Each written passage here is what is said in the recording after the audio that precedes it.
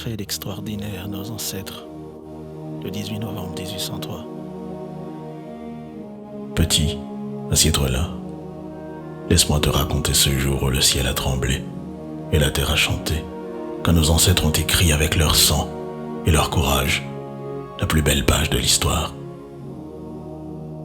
Imagine, petit, imagine un peuple en chaîne, des hommes, des femmes et des enfants, marqués au fer rouge comme du bétail, fouettés sous le soleil brûlant, leur dos strié de cicatrices comme des cartes de douleur. Mais dans leurs yeux, mon petit, brillait une flamme que ni les fouets ni les chaînes ne pouvaient éteindre. Ce 18 novembre 1803 à Vertières, près du Cap, nos ancêtres ont dit « Assez ».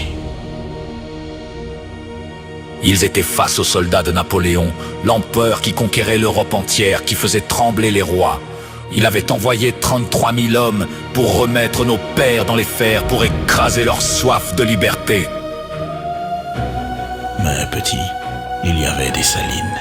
Le général qui avait connu l'enfer de l'esclavage. Il avait juré que jamais, jamais son peuple ne courberait l'échine à nouveau. Et il y avait Capois. Capois la mort qui chevauchait la tempête. Ce jour-là, petit, les Français étaient retranchés dans leur fort, avec leurs canons, leurs fusils, leurs fortifications. Ils se croyaient invincibles.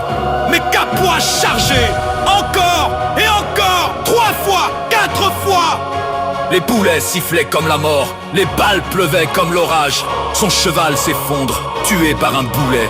Lui, il se relève, sabre au poing, et il crie: en avant! En avant! Grenadier à l'assaut! Grenadier à l'assaut! Grenadier à l'assaut!